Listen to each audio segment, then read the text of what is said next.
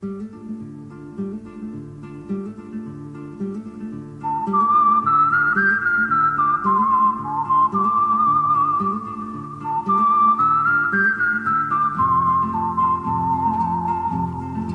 are listening to the In the Mouth of Dorkness podcast. Here are Brad, Lisa, Brian, and Darren. Welcome to another edition of the It Modcast podcast. Joining us is Brian Young, the Turtle Dork. Happy Friday, everybody. And also joining us is Lisa Gullickson, Wife Dork.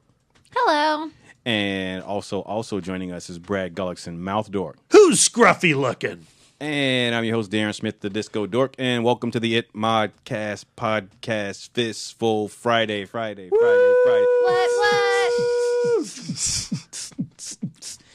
Ladies and gentlemen, it's Friday. Yay! Hooray. Happy Friday, TGIFF, FMFers. This week, in honor of the release of Solo, a new Star Wars story, we have a Fistful of Scoundrels. Everyone's favorite intergalactic scoundrel, scallywag. Han Solo has his own debut film now, and we have a fistful to commemorate that. So, Brian, would you start us off with your number 3?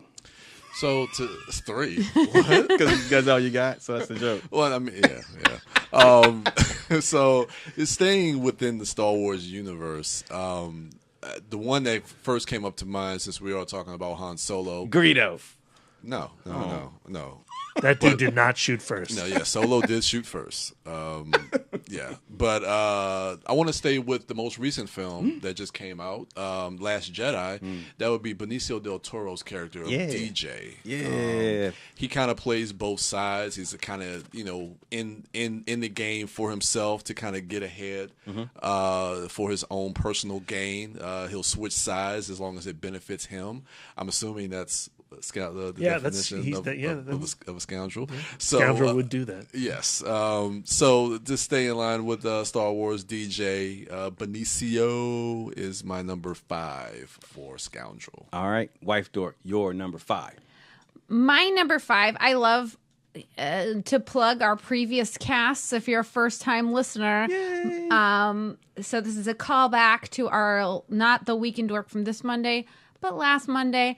My scoundrel is Justice Antonin Scalia from the RGB Documentary. Oh, What a scam. He uses a dogmatic interpretation of the Constitution to cheat people out of their rights. whoops. What a scoundrel. Oh, my God. One of the most adorable parts of, maybe that's an exaggeration, but one of the many adorable parts of the RGB documentary was the friendship between Ruth Bader Ginsburg and Antonin Scalia. The fact that they could get over their political and ideological differences to just go to the opera in opera cosplay and have a super fun time. And the fact that my girl RGB, the notorious RGB, vouches for him. He can't be completely evil scum that's probably burning in hell right now. Oh, okay. So, so that's why Supreme Justice, the deceased, Antonin Scalia, is my number 5 scoundrel. Okay. All right, Brad, your number 5. I'm also going dark. Maybe not as dark as Lisa, but I'm going with Hannibal Lecter. But What a scam! But the Hannibal Lecter that is in the 2001 sequel to Silence of the Lambs, Hannibal. Okay. He is a vicious serial killer, cannibal. But the way that Thomas Harris writes him, and certainly the way Ridley Scott has him in the sequel to Silence, is he's a bad dude, but he only kills people that offend him, or who dare to cause a problem for his darling Clarice. And in Hannibal, in particular, when he kidnaps Ray Liotta's agent Krendler because he's such an obscene, toxic male towards Starling, he forces that guy to eat his own brains. And that is certainly a scoundrel's move. Very tricky. Very tricky. my definition of scoundrel is somebody that you should not be rooting for, but you do based on sheer personality. Yeah, and that is very much what happens with Anthony Hopkins' portrayal of Hannibal Lecter. Not a lot of people love the 2001 film, but I think it's a little underrated.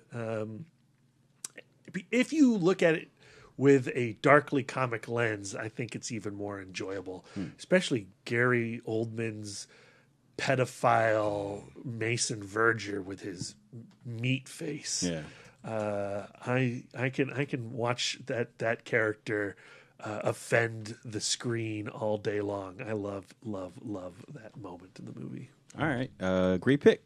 My number 5 is Mel Johnson Jr.'s Benny the Cab Driver from 1990's Total Recall. Yeah. He got 5 kids to feed. He's one of the most memorable characters of that film for me. It's a movie that, as a kid, not a kid. I wasn't a kid at that time. I was a teenager when that movie came out. But I've always enjoyed Verhoeven's Total Recall. And that character in the film is one of my favorite characters because when you initially meet him, he seems like he's just a genuine and nice and helpful cab driver. He befriends Arnold Schwarzenegger's character. But later in the film, like most scallywags and most scoundrels on this list, he switched sides out of self-interest. And whether or not he has 5, 2, or 3 kids to feed, we don't know because he's changing his story. So it could almost positively be assured that he's most likely doing it for himself. But also he's doing it for money, and so he turns on... What was Arnold Schwarzenegger's character's name in Total Recall? Quaid, yeah. He turns on Quaid and betrays him. But he ultimately gets drilled for that, if I'm not mistaken, right? That giant, that tunneling machine. Screw you! Yeah, so, that's my number 5, Benny, the scoundrel cab driver from Total Recall. Brian, your number 4. So this one is more of a duo, kind of like I don't want to call them buddy cops because they're not cops, but it's more of a duo, and kind of falling in line with Benicio del Toro. He's also in my number 4, along with Ryan Felipe in The Way of the Gun. I would think that they were scoundrels. Yeah, definitely. They kind of go off the beaten path, and they're kind of rogue. And they kind of do their own thing. They're doing unscrupulous things for money. Yes, very much so. By kidnapping a pregnant woman to hold for ransom, and they don't realize who they kidnapped, and it gets them into a world of trouble dealing with James Caan's Bagman. This is a really, really good movie. Of course, you have Nicky Katz and Taye Diggs as the security or the police that are hired by the guy who's the father of the child, supposedly. Going out to get them. Taye Diggs is great in this movie. Yeah, Taye Diggs, I think, can also be looked at as a scoundrel once you kind of see the reveal of his character midway through this film as well. So I think this film is kind of littered with a bunch of everybody in this movie, I think, is a scoundrel. Pretty much. So yeah, The Way of the Gun, Ryan Felipe and Benicio. All right, great pick. Lisa, your number 4. My number 4 goes to a con man, Frank Abagnale Jr. from Catch Me If You Can. Damn it, that was on my list. Oh, I'm so sorry. 2002, Leonardo DiCaprio. You can't help but root for this guy because, forgery, it's just paper. And the fact that there is a certain amount of artistry that goes into what he does, and I remember really enjoying watching him kind of outsmart everybody and put this all together.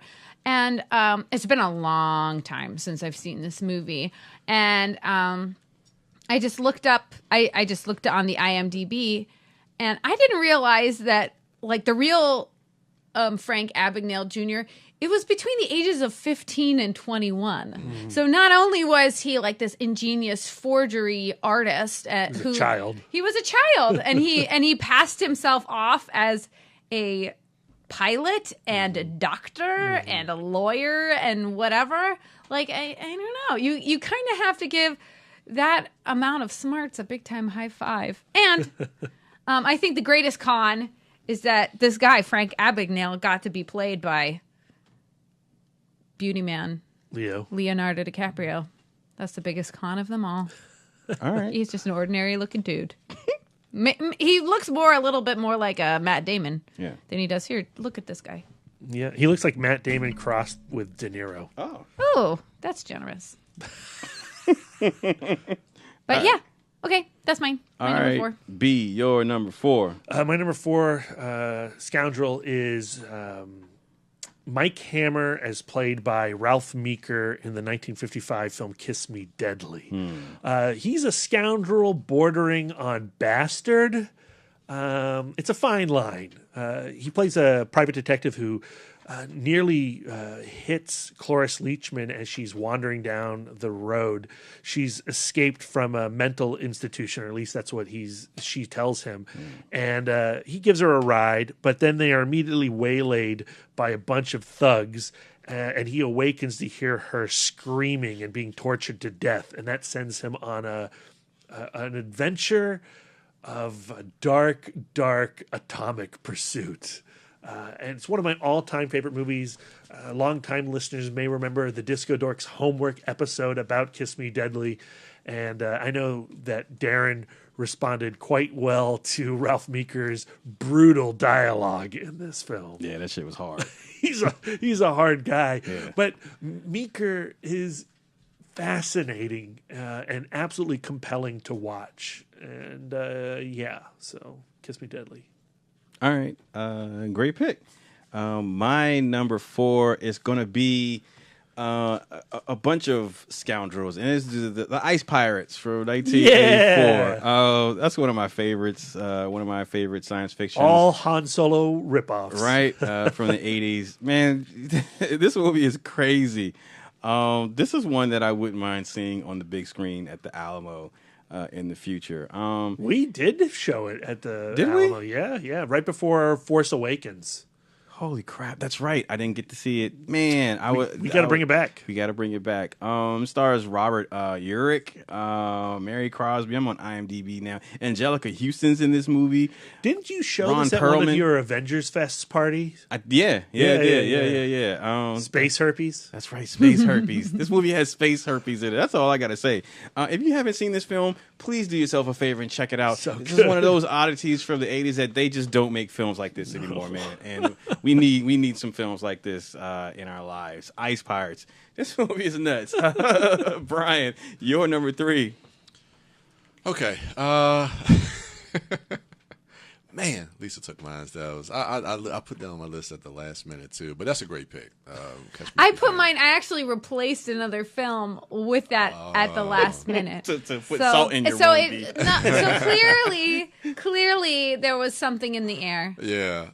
I'm gonna go with this. I'm not sure if it's necessarily a scoundrel, but this is from what I remember. No, it's a waterbed. Great callback. But I'm gonna go with John Candy and Planes, Trains, and Automobiles. He's a sad sack, dude. Is he a I mean, I guess he is a scoundrel. I haven't seen those because I was thinking between there and Uncle He's so Buck. sad though. Uncle Buck, I think, is more of a scoundrel. His character in Planes, Trains is so sad. Yeah, especially at the end once you reveal fact that Yeah, I think there's a certain amount of naivete with his character. He's a bit obnoxious in the beginning of that film. But I don't think he knows. I think that movie is such a fun first watch. But then once you know the pain that is inside him, such a brutal film to revisit. Yeah, and both of those are directed by John Hughes. I guess Uncle Buck I don't remember as much. He loves pancakes. He loves a big pancake. Yeah, but I do remember that character. He feels kind of scoundrel. Yeah, he's scoundrelly. Yeah. So yeah, I'll go with John Candy. And he was great in those films back in the day. Uncle Buck's one of my favorites. Yeah. I need to go back and read because I can't remember those films as well. But I just remember his character. There was another one that he did. Who is Harry Crumb? The Great Outdoors. I remember that one. Great Outdoors. The scoundrel in that is Dan Aykroyd. Yeah. I remember seeing that. Or the bear with the ass. I remember seeing that in theaters. What was one with the couch trip with Steve Martin? Was he in that? But I forgot who his sidekick. Dude, I've never seen that movie. I saw that in theaters too. The couch trip. But yeah, all those movies from back then. But John Candy. How about Who is Harry Crumb? He's a scoundrel. I can't remember. I don't know if I've seen that or not. man. I probably have. I remember watching that with my dad, and my dad was like, "This is not a good movie, son." I'm like, "I think it's great." Yeah, but I miss that guy. John Candy was really good. So yeah, he's my number 3 as far as Scoundrel. All right, wife Dork. Yes. See, wait, let me do some. Oh, you're gonna be so pleased with this pick. I think. If you can't see, obviously, listeners, but I'm putting my 2 fingers to my forehead to try to.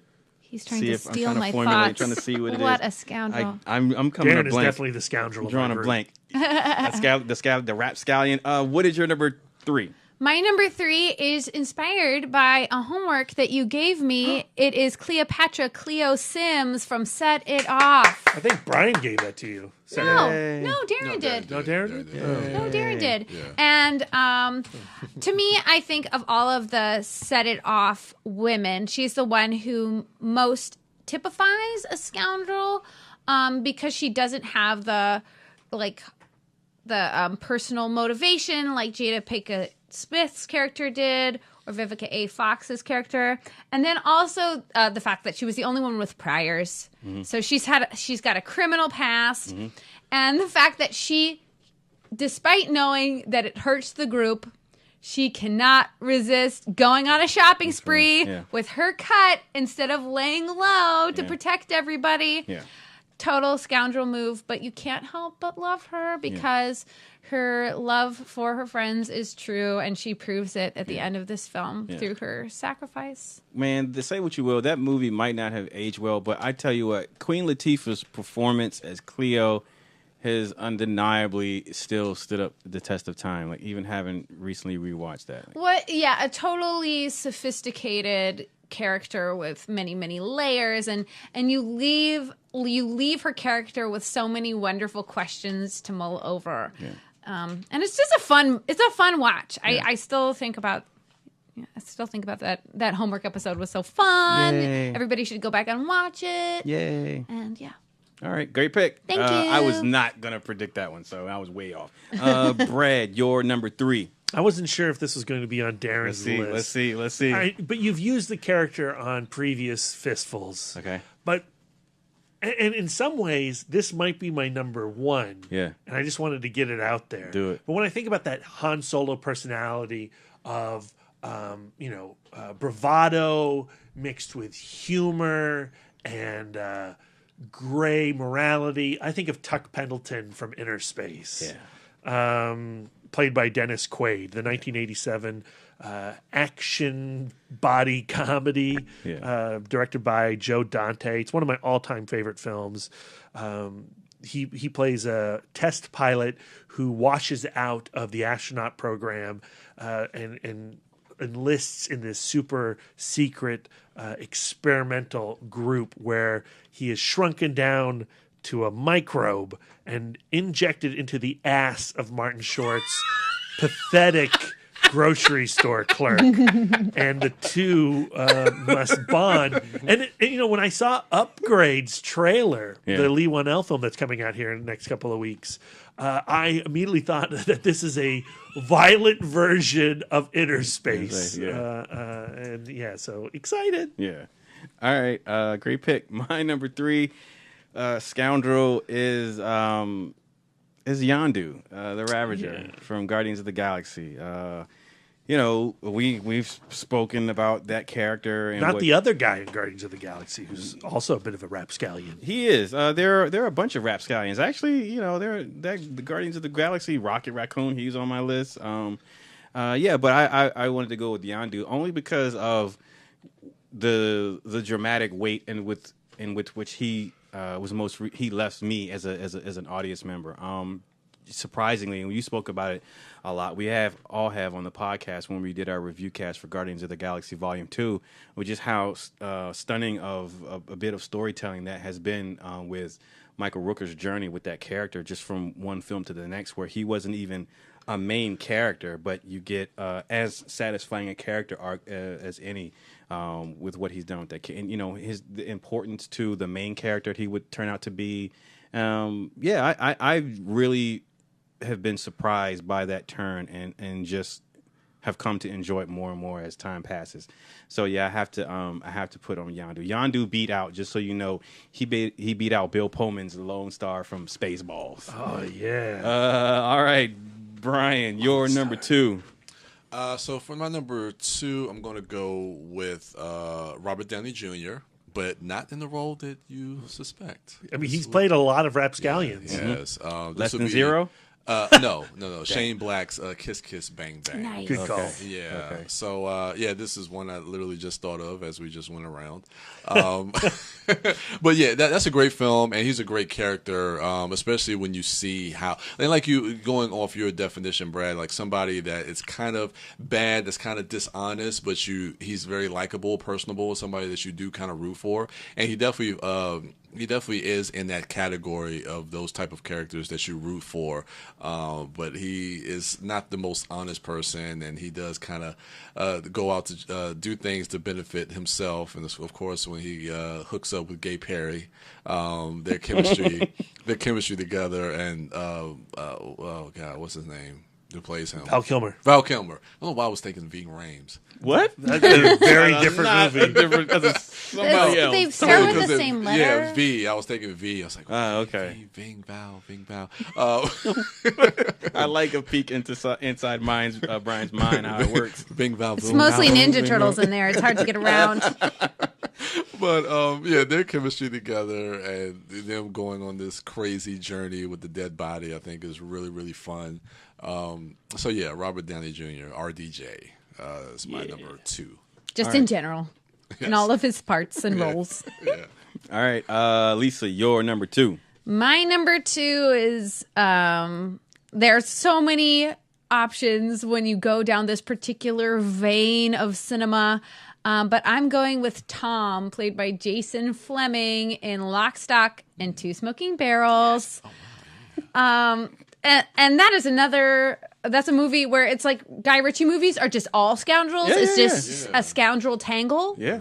A little an orgy of scoundrelry. Your entire fistful could have been picked from this movie alone. That was actually suggested Rightfully by Brad so. Gullickson. Yeah. But the reason I went with Tom is that his brain is always working towards doing less and cheating someone for the sake of laziness. And the particular scene I'm thinking of is when it comes time of, oh my God, we owe these gangsters all of this money, and he immediately comes up with the check scam where he was like, okay, we're going to trick people into sending their checks in for these dildos with a completely sweet company name, and then when we return the check, we'll put a terrible something offensive as the name, and then they won't return the checks. I think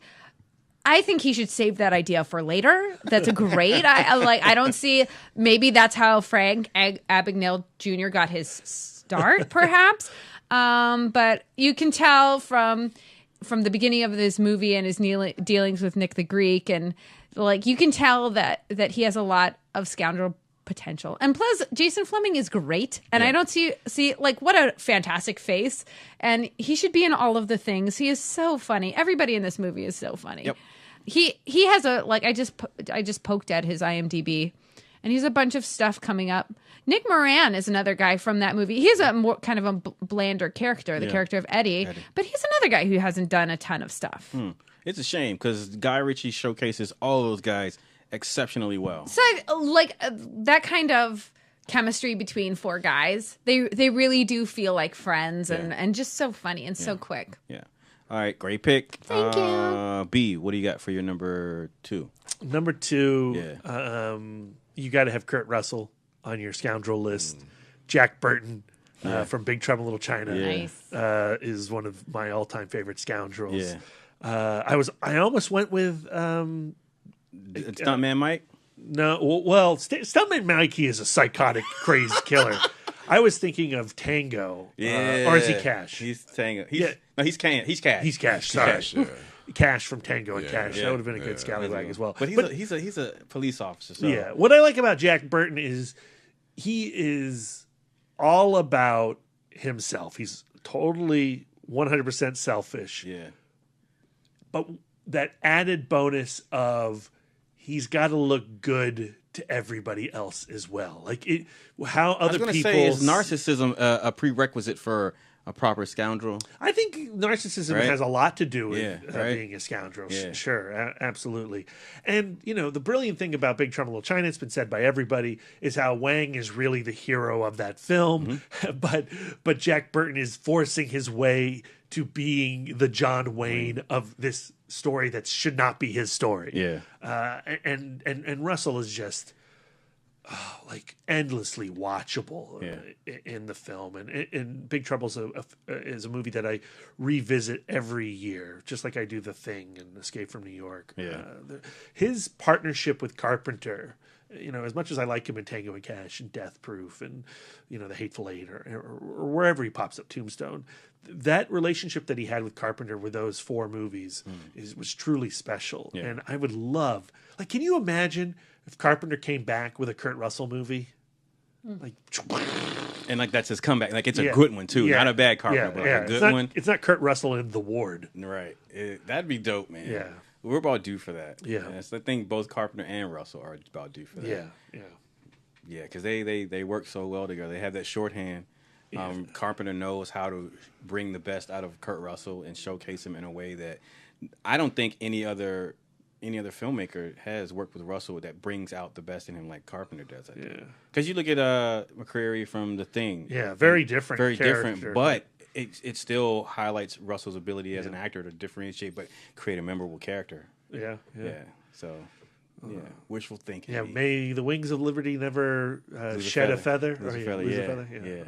So badass. That's a perfect movie, man. I love Big Trouble in Little China. Yep. Damn. That might have to go on this list of things I'm working on. So all right. So my number 2. This one's hard, man.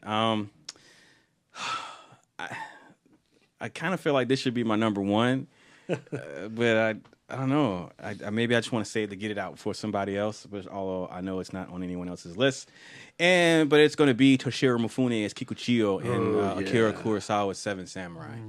So it's so many things have been said about this film, whether it be by us or the think pieces online or any other film critic who's ever seen this masterpiece of a film. And I've talked about this character before. He's probably been on one of my fistfuls before.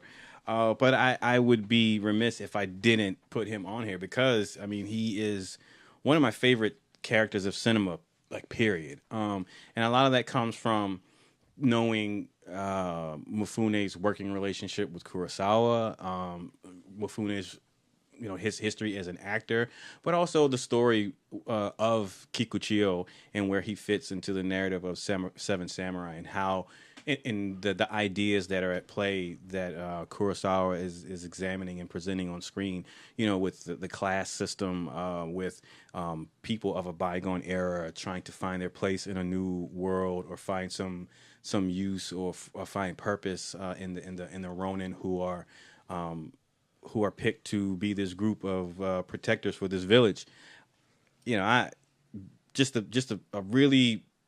And I don't want to say over the top, but a really vibrant performance, and a physical performance, and a really emotional performance from Toshiro Mifune as Kikuchiyo. And when I say emotional, I don't even mean the scenes where he is angry or shouting or fighting, but I just mean even in scenes where he's just pacing, Mifune plays him with such a huge bravado. And I just mentioned narcissism as being a prerequisite for a scoundrel. Well, the first thing you notice when you see Kikuchiyo is the length of his sword. He has the longest sword out of all of them, and you get the idea that he's compensating for something. And there is a lack of confidence somewhere inside, maybe, and he's putting on this boisterous persona to not only fool the public, but maybe fool himself.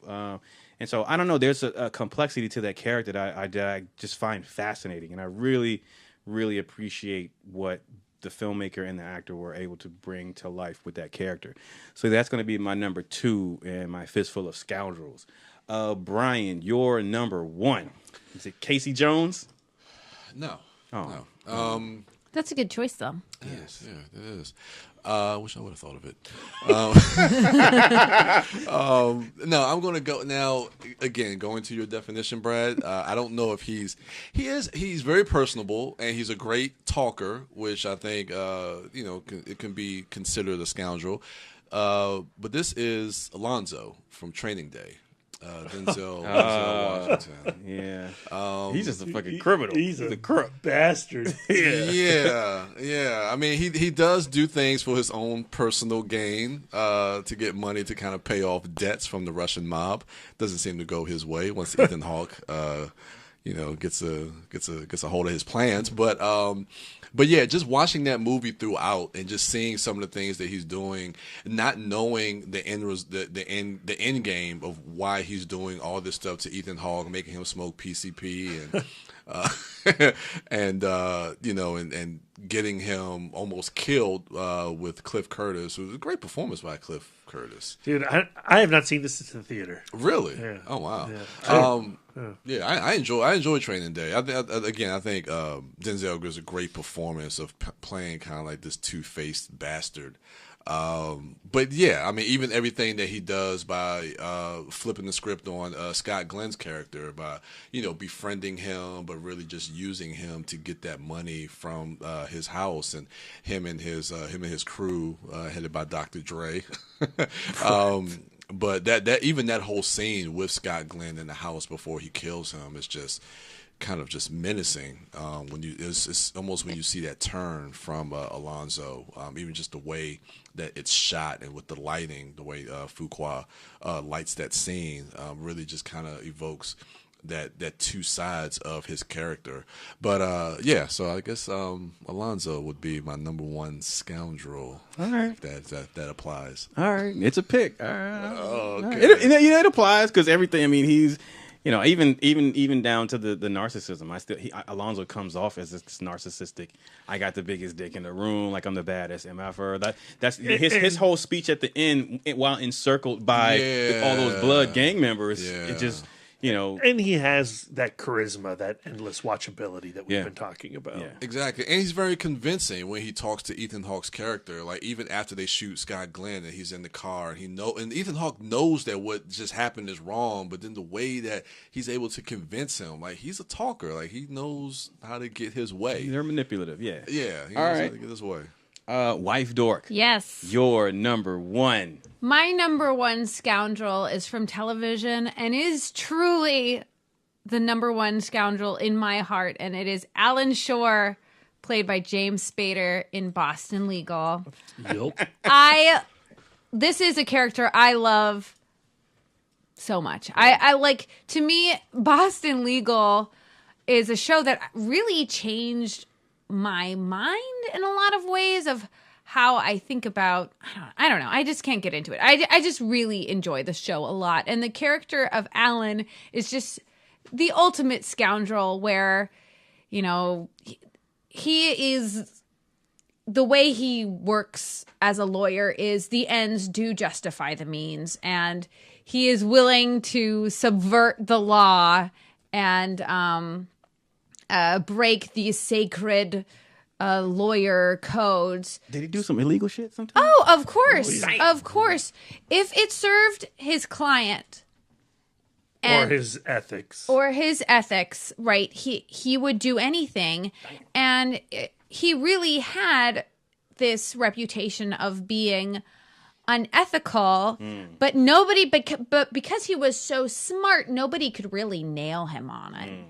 And what I think makes him so interesting as a character, besides this like hardcore, like he's like one of those, he has a code and he sticks to his code, and whether you approve of his code or not, he's not going to change who he is. But he's not one of these narcissistic characters. Like there are things that he is narcissistic about, but like he has such like a deep river of self-loathing underneath. Like the fact, like the reason he can do all of these scoundrelly things, is because he does not respect himself at all. So because he hates himself so much, he's like, what do I care about my reputation? I will throw my reputation under the bus if it means that like this client who is clearly innocent, or this client who was in the wrong place, or this other lawyer needs it to be so. Like, I'm human garbage, so why not sacrifice myself? And it comes up a lot in the series where other lawyers will take advantage of the fact that Alan Shore is willing to do this. And so many times in the show, Crane, Poole, and Schmidt will call upon Alan to do his devious deeds, and then in the next turn admonish him for it. But I think he is a beautiful character. Like, he's a big time womanizer. And it's kind of, I think, David E. Kelly fantasy thing where, he's like this elder guy. As the show progresses, he's putting on more and more weight. And yet every woman, he hits on every woman, and every woman is kind of into it, which I think... Just like Lisa. Super into it. Ashamed of myself. Which I think is something that would not fly nowadays. And it's right that it should not fly. But he's so dreamy. But I don't know. I just think, and the fact that, his closing arguments always redeem him. The fact that he really is standing up for what is right. So I don't know. I just love that character. He's such a scoundrel. I love him despite myself. I want to be triple married to him and Denny Crane. So. Sorry, dude. All right. So that's my number one. All right. Sorry, dude. Brad, your number one. My number one is some hot playmate that I can throw in Lisa's face. No, my number one, it's a duo. Since Brian had a pair, I thought, well, shoot, I've got to rearrange my list because this is definitely Brad's ultimate number one pick for Scoundrels. The Blues Brothers. As seen in the 1980 John Landis comedy. I love these guys. The film opens up with Elwood, pulling up to the prison in Chicago to Joliet and to free his brother Jake, or not to free his brother, to collect his brother after he's been paroled. And they go back to the Catholic orphanage where they were raised, and they learn by Sister Mary that the orphanage is going to be condemned if they don't collect $5,000 in property taxes. So, rather than be sad and morose about the situation, Jake and Elwood wander into James Brown's church. They see the light. They're on a mission from God to bring the band back together, put on one last show, raise that $5,000, and save the kids, and to save the man who raised them in the basement, Cab Calloway, his home as well. And yeah, these guys are criminals. They're bad dudes. They're thugs, but they are full of soul and they are full of love, and they're trying to do the right thing. Yeah. So, all right. Yeah, the Blues Brothers. Great pick. I don't know that I would have thought you would have picked that one, but all right. What was great pick. I don't know. Your number one? I changed it like a whole bunch. Yeah. I was going to have. What was your other? I had actually Charles Foster Kane of Citizen Kane. I watched that last night again, and he starts as a scoundrel, but then becomes a real son of a bitch. Yeah. I thought about Tony Curtis from Sweet Smell Success. Yeah. I also thought of Charlton Heston from every movie ever. Planet of the Apes, Omega Man, Number One, Soylent Green. Yeah, he's Scoundrels in all of those movies. Yeah. But I changed it up with the Blues Brothers. All right. My number one. Well, having Toshiro Mifune's Kikuchiyo as my number two, you kind of set the bar really high, because if you have a fistful and Toshiro Mifune's on that list, and he's not number one. Yeah. The only other person that you could put on the list, the top Kikuchiyo, if he ain't number one, as your number one, is Toshiro Mifune as Kuwatabi Sanjuro in the Yojimbo and Sanjuro films. Yep, that makes sense. That's my favorite Toshiro Mifune character, of the character of Sanjuro. And I apologize for mispronouncing his name. It's Kuwabataki Sanjuro is his name. That's the correct pronunciation. He's one of those characters where, do you ever watch a movie where you really enjoy the movie, but there's a character in that movie that you just enjoy watching? You just enjoy watching that actor be that character. You just have fun with that character's performance on screen. And that's how I feel about Mifune as this character in both Yojimbo and Sanjuro. Two of my favorite Kurosawa films. I don't know, like I really, this is one of those movies where when I watch it, I think about the relationship between Mifune and Kurosawa as far as their shorthand and Kurosawa's directing of Mifune and his and Mifune's control and range, because Sanjuro is a totally different Mifune than Kikuchiyo in Seven Samurai, and I can't remember his name offhand right now, but how Toshiro Mifune plays the character in Rashomon is different from how he plays him in Yojimbo. He plays him multiple ways in Rashomon, right? And so I love that you have this actor and this director who work on multiple films, but this actor who is able to give you totally different and unique characters within these films that they work on. In the contemporary crime film Stray Dog,